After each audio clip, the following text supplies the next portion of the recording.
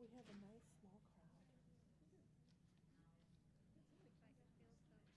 Are you going to walk around and distribute the books, or will you just have if they want them? Okay. I'm going to take my phone up. Are you serious? So funny. I'm gonna They're staring at us and telling us to go.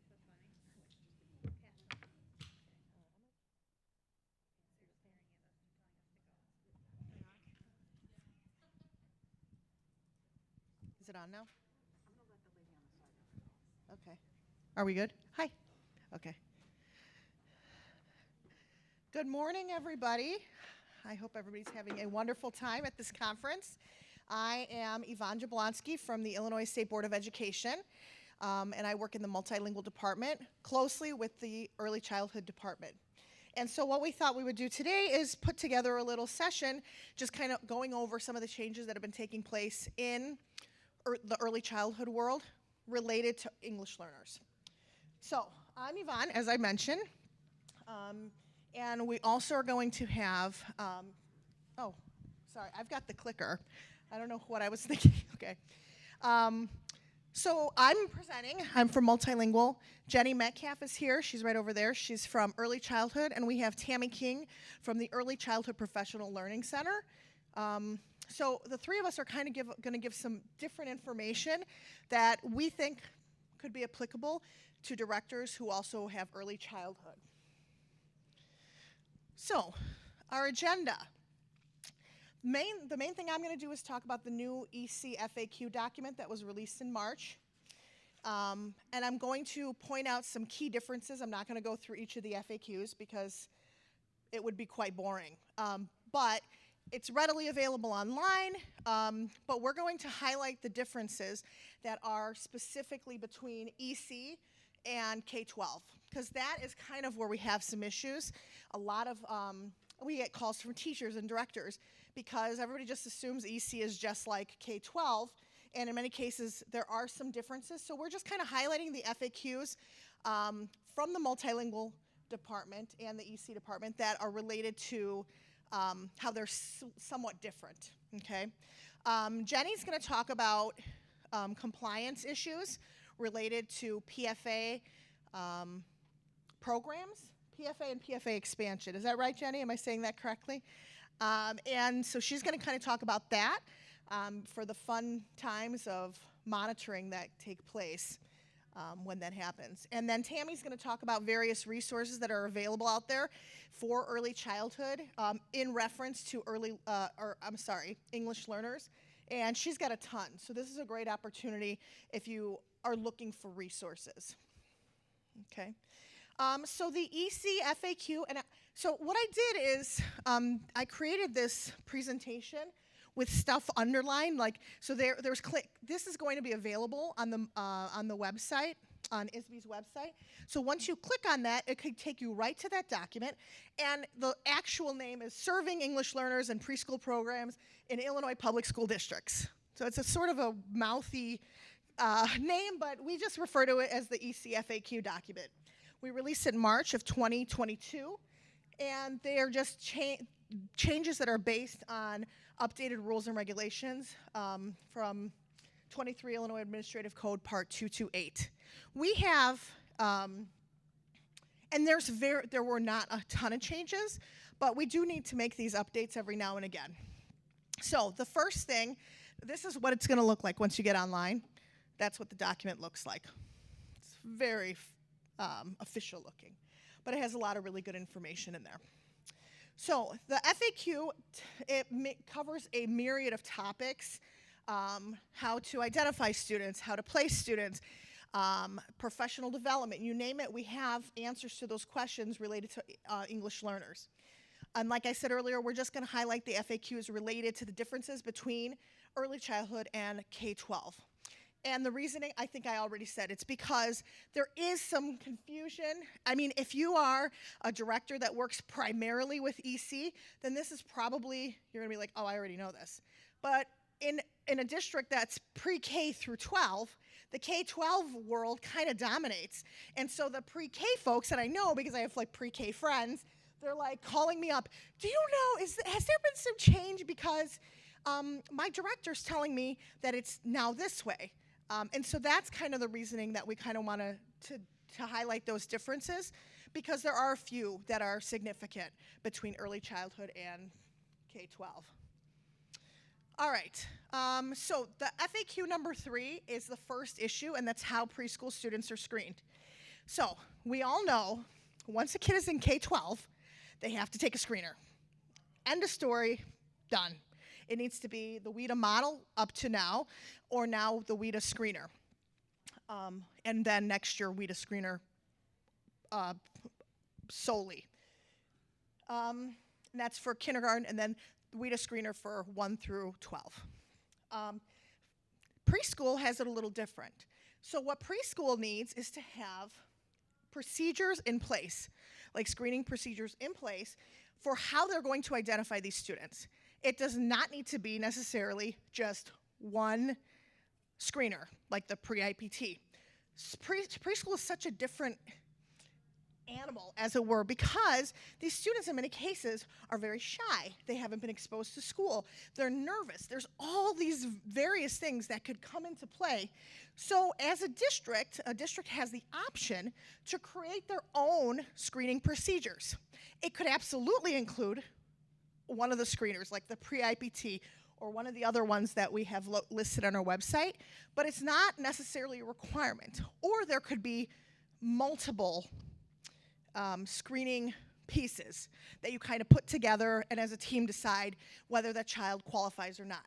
However, this is not on a student-by-student basis. This would have to be on screening procedures for every student in preschool. So if you, for instance, have a questionnaire that you discuss with parents, and you use the screener, and you use some other kind of data point, every student would have to receive those same screening procedures and to determine placement. While in the K-12 world, it's either you either qualify or you don't based on the test score. It's a done deal. But pre-K, there's more room for flexibility, but there has to be a procedure in place. I hope that makes sense. There will be time for questions if any come up. So that's the first one that's different from K-12. The next that we kind of decided to highlight, it refers to who administers the screeners. So K-12 world, you have to be trained. There is no ifs, ands, or buts. According to rules, pre-K, it's a recommendation. But then what we'll hear from our PFA and PFAE individuals, or Jenny's going to talk maybe more about that, that is also a requirement for PFA. But in terms of the actual rules and regulations, it's recommended. I mean, it would be weird to stick a teacher out there who has never given this assessment and say, here you go. Hope you do okay, because it's a tricky assessment for children. But it is recommended versus required. So that's kind of a difference. Excuse me, got a little thirsty. Yeah, so that's basically that. But because so many preschools fall into that PFA and PFAE category, there's a requirement there anyhow for those individuals. The next is the FAQ 16.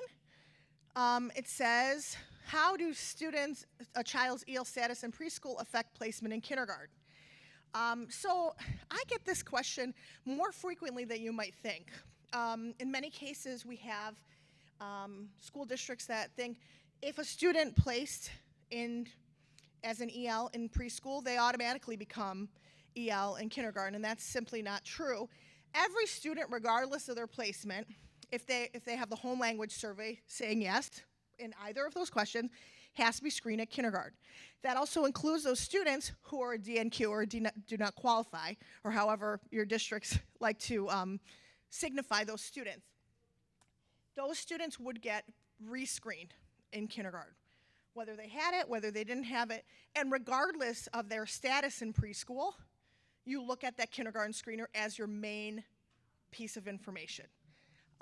So while knowing what the student's background is important, it really doesn't matter because they have to be screened, and that's really what matters is that screener.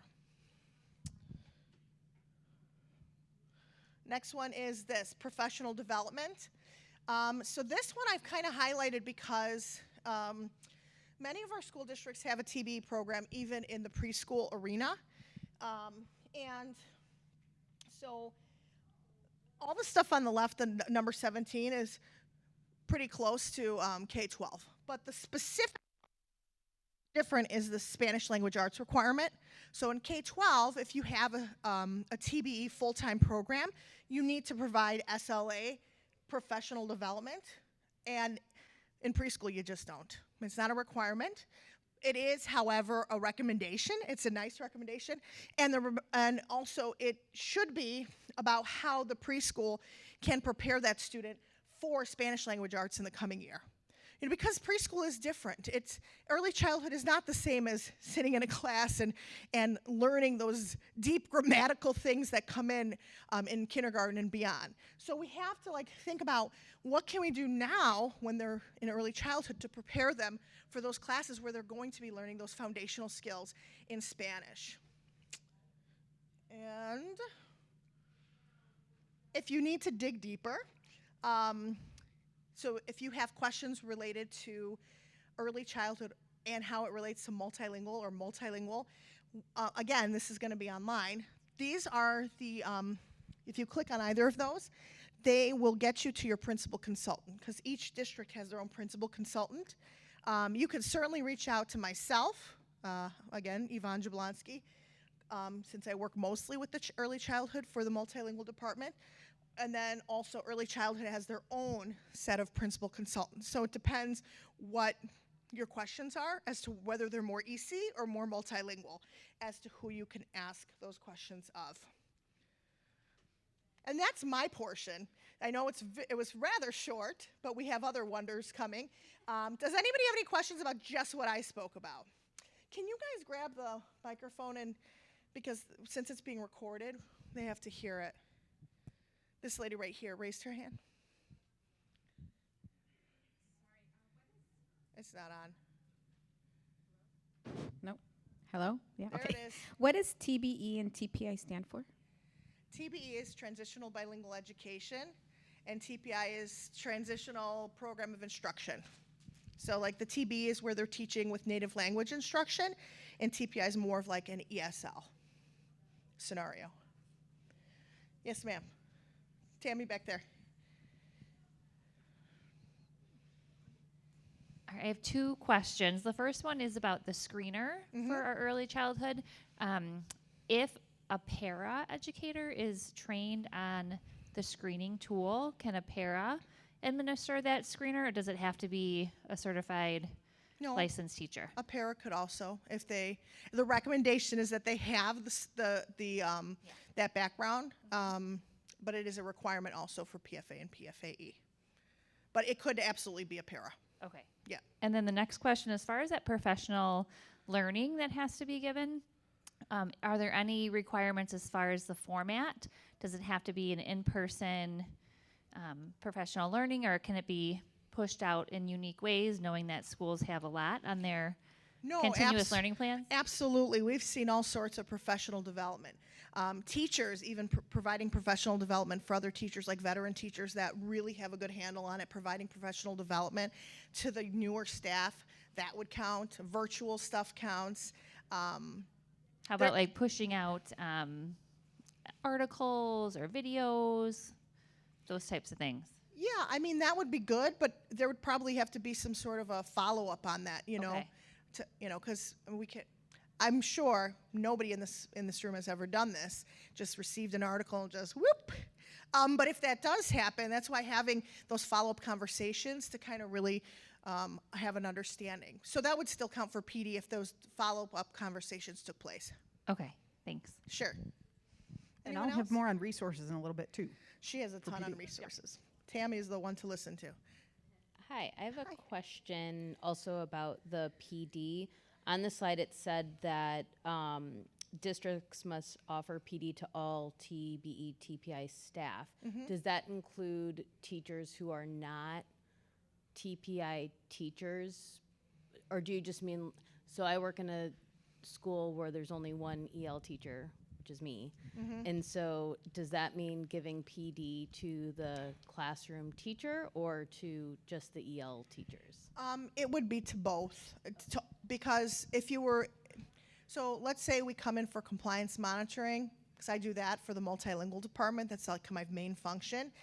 Yes, we're looking to see anybody who interacts with that student needs to have professional development, because let's be honest, if you're an ESL teacher and you see that kid half hour or even an hour a day, there's still somebody else who has that kid for 4 to 4.5 hours, and if they don't know what to do, that makes for, what's happening with that child during that time, unless they have some PD to kind of, some skills, something applicable in their classroom.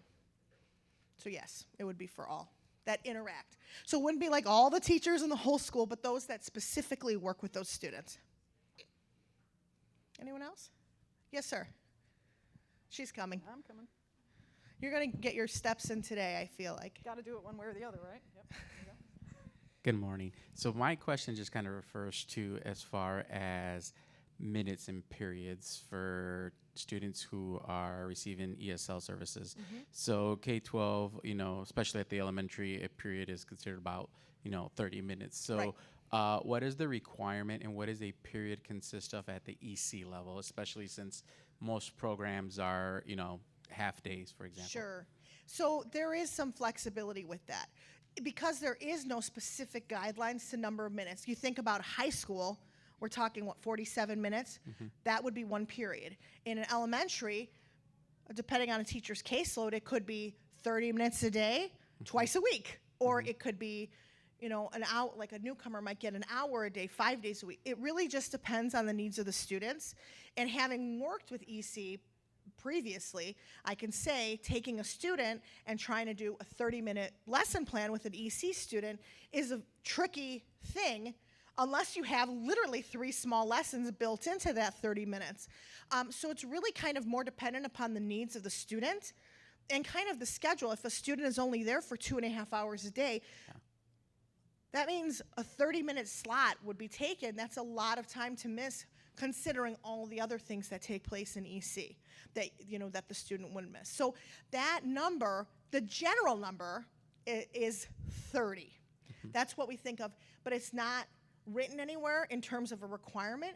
And it's really always, I always feel like when I talk about multilingual, my main focus is a district is going to know their students better than I do. And so for me to say, well, this is, unless of course it's in rules and regulations, then I have to say, yes, this is what's required. But in terms of, this isn't actually required a certain number of minutes. It's based on the needs of your students. Some newcomers might really need half their day in a full, an environment where they're getting that kind of language. And other students, 15, 20 minutes a day or a few times a week would be sufficient. Okay, so basically districts can decide what a period consists of at the pre-K level, whether it's Correct. 10, 15, 30 minutes or whatnot. Correct. And then from there decide how many minutes to serve on a weekly basis. Yeah. Thank you. Sure. Anyone else? Oh, we have one more here. I just want to thank you, of course, for all of your efforts to make sure that preschool is accessible to our students. It's such a valuable experience, and certainly want to be mindful of that when I ask this question. I'm wondering if there's any thought or initiative at the state level to reconsider that kindergarten screener for students who qualified for services in preschool. And the reason that I ask is because what we're finding is happening in some cases is our students are developing enough English to be proficient in kindergarten when we screen them, and they're not qualifying for bilingual programs or ESL support. But we all know that's not enough. And then they're not being successful in the general education classroom, and often our parents are devastated. When they come to kindergarten and they don't qualify, they're just assuming they're going to go to the bilingual program. Sure. And they're shocked. And they say, but we speak Spanish. Why not? So that is a real issue that we're seeing on a large scale in one of the big districts here in Illinois. Yeah, to be totally blunt, I have not been part of these kinds of conversations in terms of eliminating that.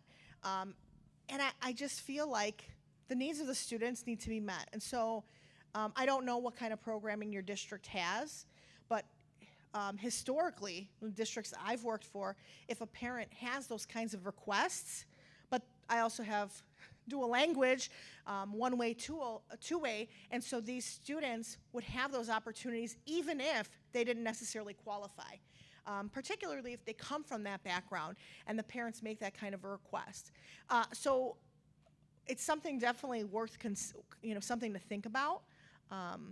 Moving forward, my experience has usually been if a kid passes that test in kindergarten, they're pretty good, but that's just been my, and I think every school district has different experiences in terms of their demographics and so on. So I feel like it's something that we need to look at maybe again. But I haven't heard anything of that nature. But in future conversations, I will bring it up as a conversation piece, just to be like, have we ever thought about that? Because I do feel like that could be something that we could look at. Thank you. Thank you. Anyone else? Oh, we have one in the back.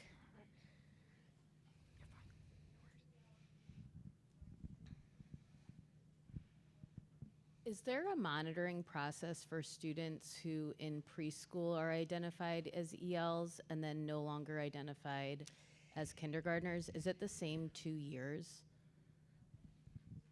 I'm confused by the question. So when students exit in whenever elementary school, they're monitored for, at least 2 years. Right. In preschool, is it the same? Are we monitoring them quarterly for 2 years? Not that I know of. Correct me if I don't believe that is, because according to the way that the rules are written, that student is no longer, it's not that the student exited the program, it's that they never qualified. Because when you're looking at that kindergarten screener, it's as if that preschool information is no longer being considered, it's the kindergarten one that's being looked at. But it would be valuable, I feel, for districts to do that. So it's a good suggestion to make to your district. But no, it's not a requirement, nor have I seen that happening really anywhere. But it could be. I'm not sure. Anyone else? I just got done screening my kinders. Yet when I give the scores of those who've passed, the kindergarten teachers are saying, well, they don't know their letters and their sounds. So what do you do in that case? I screen them again and check, but we're not supposed to screen them for the reading and writing portion until mid-year. So knowing one's letters and sounds at the onset of kindergarten is not a requirement for language acquisition. So that just means that they haven't learned their letters and sounds yet. That could be looked upon like what's happening in preschool rather than a reflection of that student's ability in English. It would be great if all of our kindergartners came in the ability to know their letters and everything. I've had students that didn't know them by first grade. At that point we have to kind of think maybe something else is happening here, because that's very unusual. But I think it's quite common. Specifically in like lower income districts, for those students to come in with very little of those practical skills to be able to, just jump in with, many students don't have that. So that's what my suggestion would be. I would not even rescreen them at that point. Thank you. Sure. Anyone else? Boy, those are bright lights. All right, so I think I'm going to move this along. Next up, we have Ms. Jenny Metcalf, who is going to go over Early Childhood Department compliance. Hi, everybody. As Yvonne said, I'm Jenny Metcalf in the State Board Early Childhood Department. Before I go into my big spiel, I am curious, how many of you are in districts that have the Preschool for All or Preschool for All expansion grant? Great. So how many of you are not? Okay, because I don't want to bore you with the spiels, but let me tell you a little bit about what it is. So Preschool for All and Preschool for All expansion are grant-funded competitive grants, which means districts or community-based organizations apply for these grants. So not every school district has Preschool for All or Preschool for All expansion. And let me tell you the difference of those two. Preschool for All is our traditional preschool program typically gets half day, but it can also be full day. Preschool for All expansion is our newer model. We received a federal grant in 2014, and now we've incorporated it into our state funds, and it's a full day program, and it has much more requirements as far as staffing, comprehensive services for the children. Both of our grants are intended to be to serve at-risk children. We have weighted eligibility requirements so that programs are serving the highest need children, but Preschool for All expansion is almost like a second tier of high need. It should be for the highest need children. That grant used to be only for 4-year-olds, but now both grants are for 3 and 4-year-olds. So we have our own monitoring process for programs that receive the Early Childhood Block Grant and have Preschool for All or Preschool for All expansion, separate from the multilingual department. So we have what we call the compliance checklist. Those of you who are in early childhood may know of it, may not like it, may be annoyed with it, but this is our document. So if you click on that link later, it is all the requirements. There you will see there are 2 sections. 1 to 20 is just for Preschool for All, and 21 to 37 is in addition for Preschool for All expansion. So Preschool for All expansion programs are required to adhere to all 1 to 37, where Preschool for All is just 1 to 20. Today I'm just going to touch on the ones that are related to serving English learners, but if you have any questions afterwards, I'm happy to answer them on the other items. So the first one is about research-based curriculum. We do have requirements that the curriculum be aligned to the IELDS, the Illinois Early Learning and Development Standards, and also to the Early English Language Development Standards if you're serving English learners. Our process for vetting, we don't approve curriculum, but they are vetted through the Governor's Office of Early Childhood. So if you're ever wondering if a curriculum can be used in Preschool for All, you would go to Accelerate Illinois, and I won't bore you with all the details, but you can find the standards on there, and there's a list of curriculum that has already been vetted to this. So those are the curriculum that's allowed to be used in Preschool for All or Preschool expansion.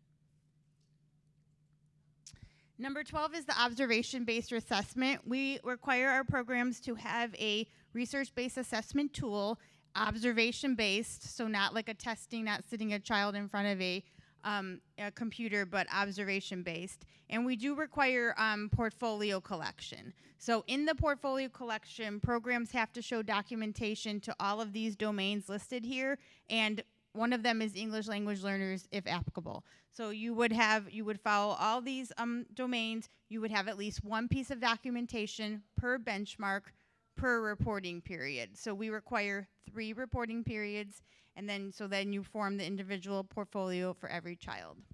And we can ask questions when we're done.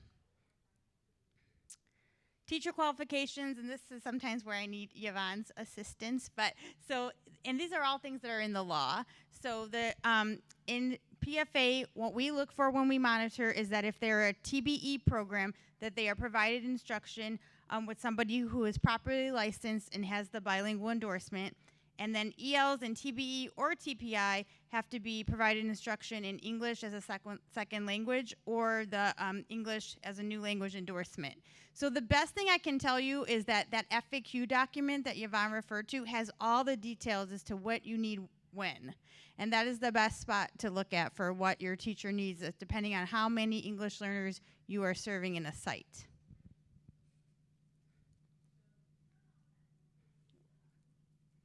The home language survey. So we are looking for a home language survey when we come out to monitor that every child has completed, the family has completed the home language survey, and it's been signed by the parent or guardian. This year on the compliance checklist, if you're familiar with it, we did add specific language that says the home language survey must include the 2 questions that are outlined in the law. So if you Google on ISB home language survey, you see those 2 questions. Sometimes we go out to programs who've made kind of their own, and it's not necessarily the correct wording that's in the law. So those 2 questions that are on the home language survey on our website is what you need, and they are in a bunch of different languages on the website as well. And these requirements apply to all preschool programs that are administered by a public school district. So if you are a community-based organization and you are the grant, you hold the grant from ISB, this does not apply to you. But if you're a school district and you partner with a community-based childcare center, meaning you give them money to fund preschool classrooms in their building, then they do have to adhere to this because you as the public school district are the grantee. And the same would be true for 18, which is our screening procedures. Yvonne talked about that earlier, but we do look that you have those preschool screening procedures in place. And even if you are currently not serving English learners, you still have to have this in place so that if you were, you have it ready to do.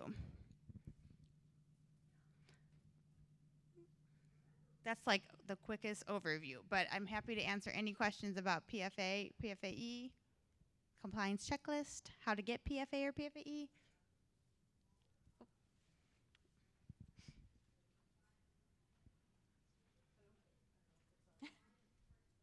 Hello?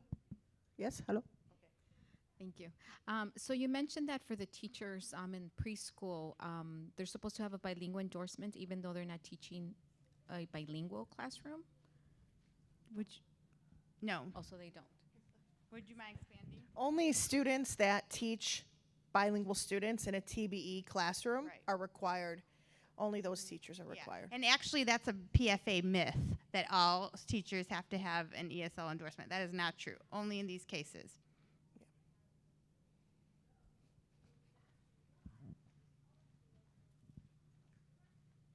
So, kind of further expand on that question, is it EC endorsement or bilingual endorsement or bilingual endorsement with an EC endorsement?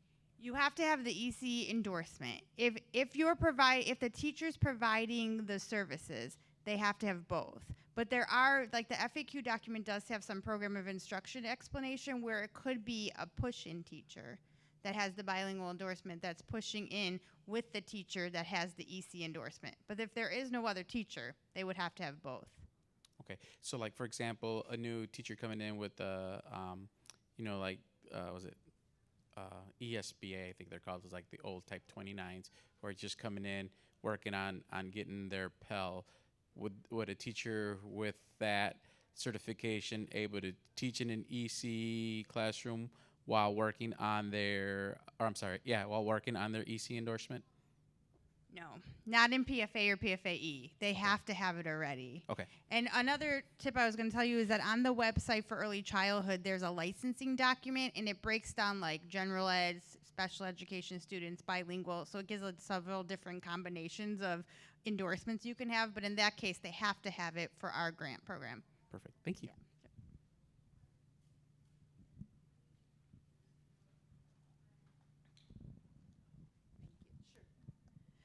Just for clarification, the ELD standard is in addition to the minimum requirement for the portfolio objectives, correct? Correct. Oh, in addition. Okay, Mm-hmm. good. Thank you.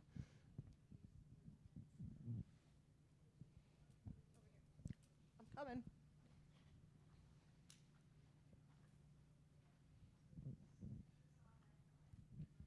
Just in terms of the compliance check, would that follow similar timelines as what was given? I think it was mentioned yesterday of the 40-day, or there's a notice and then a 40 days and 40 days by state and that type of thing, or is it a different For the monitoring process? Yes. Yeah, totally different. Good, I good figured question. as much, but I Good would ask. question. I'll tell you.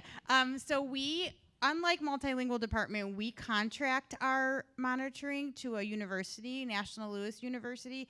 So the law says we have to monitor grantees every 4 years. If you have Preschool for All, you probably know that we have in the past done 2 or 3 years. Because of COVID, we're behind and we're on 4 years. But so at the beginning of the year, at the end of August, anybody who's on the list for that year will be notified. And then once you're notified, you wait to hear from National Louis University. They will contact you 3 to 4 weeks before your 3-week window. So we give you a 3-week window, and they just show up during that 3-week window at any date. But they will tell you 3 to 4 weeks prior what your window is, and then you can pick 3 blackout days. You know, if you have something going on, you don't want them to come. But if you have not heard from us by the end of August from ISB, you're not on the list. And I've had 100 people emailing me because we're a year behind. So in most cases, we're a year behind. So if you thought you were going to get one, you may have not because we're a little behind. But feel free to email me if you want peace of mind.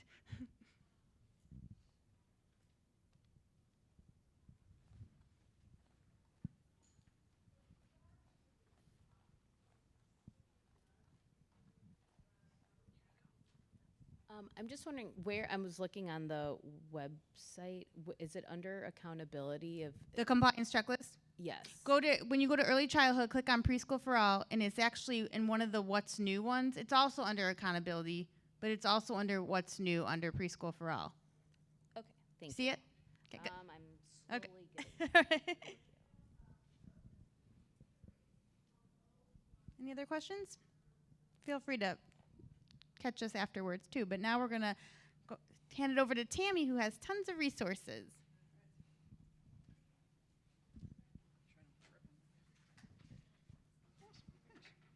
Okay. All right. So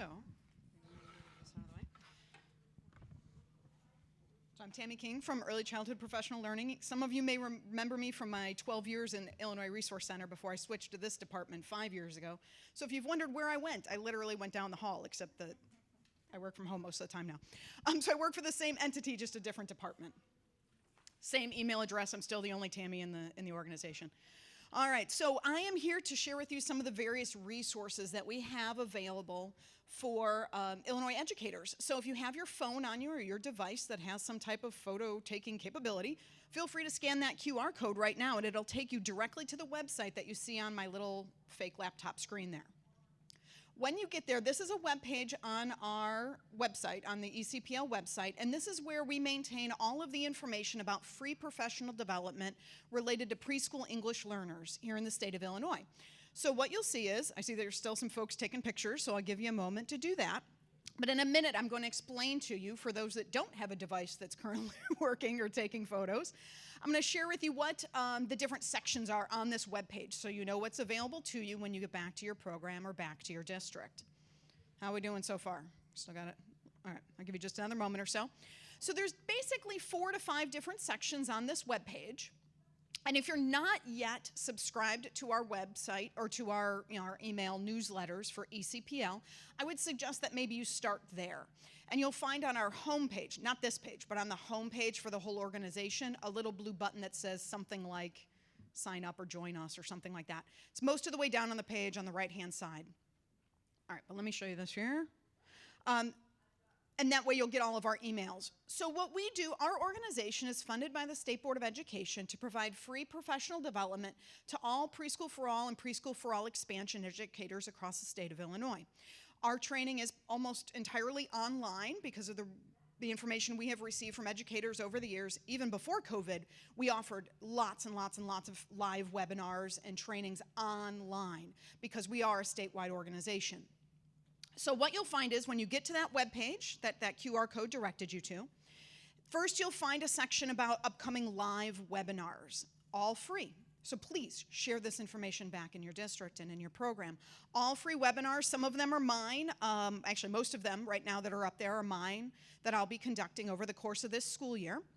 But as new ones come online, we will put them on that website as well as we book more webinars for the year.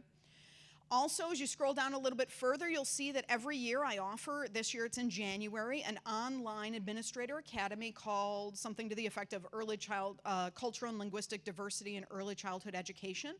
That's through a partnership with IPA, and that is completely free. Because it's free, it books up very quickly. So I highly recommend, if this is your year to do some Admin Academy, that you might want to sign up sooner rather than later for that. It is the same one I've been doing for 4 to 5 years now, so if you've heard it once, you will hear something very similar. Though I am refreshing it for this year. It will be somewhat similar, this year. All right, so then there's the Online Admin Academy. As you scroll down a little bit farther, you'll see a section for on-demand courses. So this is what I wanted to make sure that I got this information to you. We are, as you know, a WIDA state for kindergarten to 12th grade. But a few years ago, we expanded that partnership to include preschool. So that means we are also a WIDA early years state. So every educator in the state of Illinois has the ability to add into their WIDA secure portal all sorts of online professional development and downloadable resources for free around preschool English learners. The trick is you have to go to this link on that webpage that you're looking at right now. Click on that link, log into your WIDA Secure portal that you've already got, and it will magically somehow populate a whole bunch of stuff for WIDA early years. If you have folks in your program who don't yet have a WIDA Secure portal login because they're early childhood teachers and they've never needed that before, they click the same link, they just create a profile then, and then they'll get all the WIDA early years stuff available to them as well.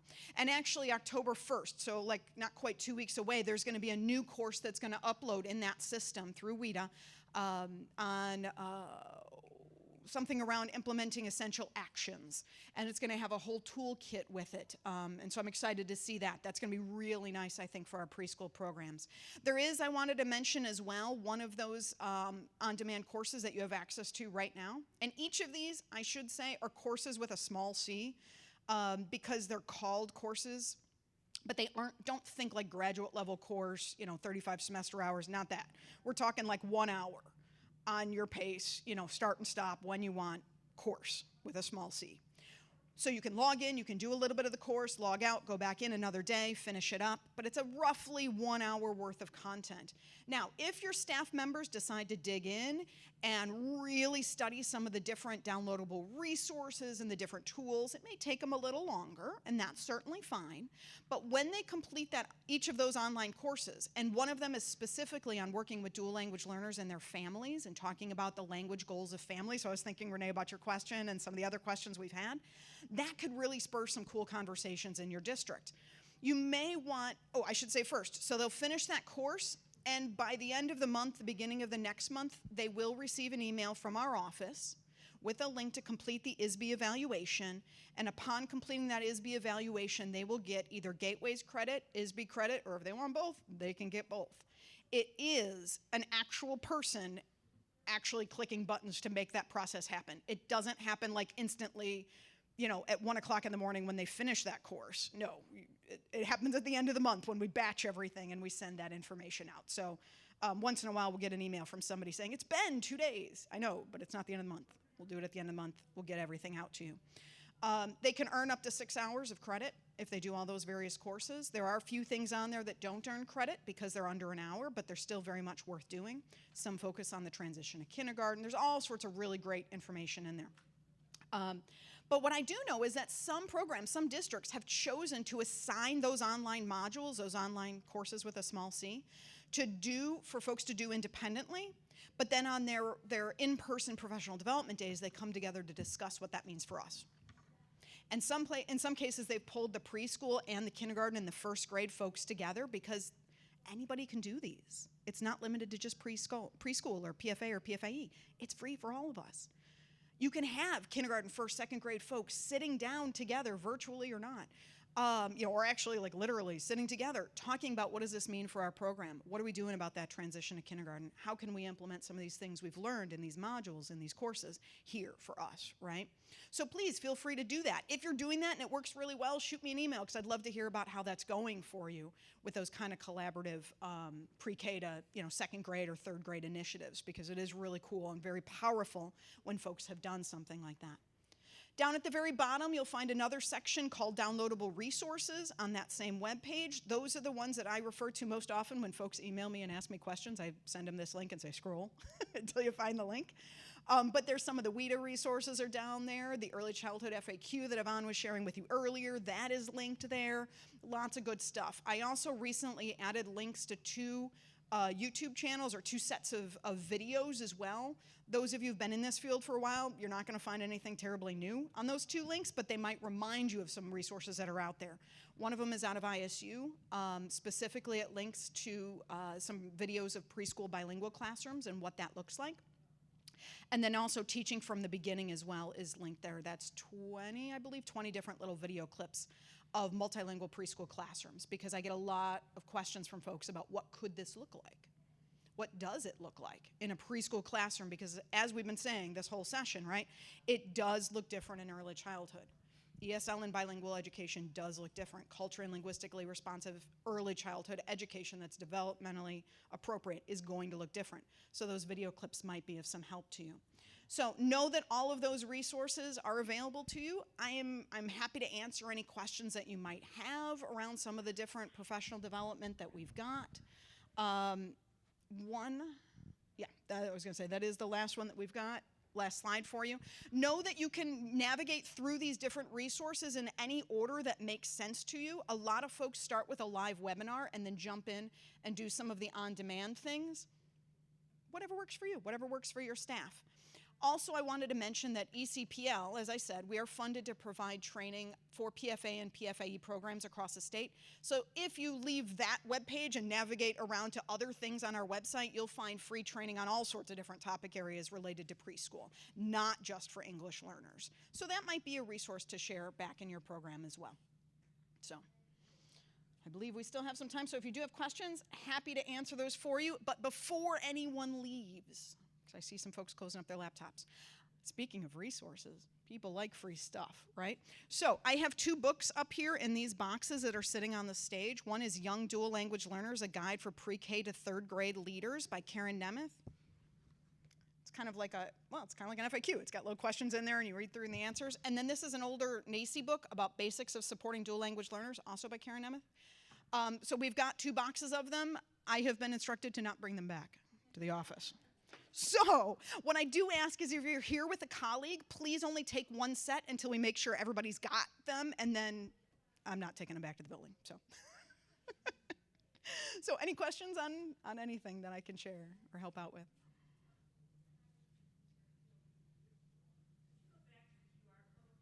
Oh, yeah. I can do that. Oh, sorry. There you go. If you ever want to find this, once you get to it, of course, you can bookmark the page. But the other easy thing you can do is just go to eclearningil.org and then scroll until you see those cute 3 little kids that are sitting on like a purple gymnastics mat. That's my page. So you just scroll down on our page till you find those 3 kiddos, click on it, and it takes you right to this page too. It's the other way to do it. eclearningil.org. And then I believe if you scroll all the way down on the bottom, like left corner, you'll see these 3 kiddos. Click on it, and that'll get you there. It's a lot less typing. And then bookmark it.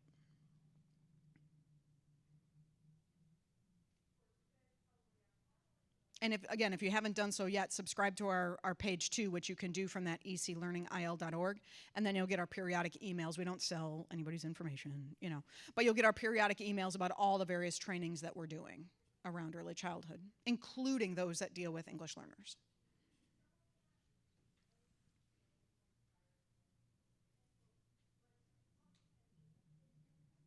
Cool. I think we're good. All right, so free books.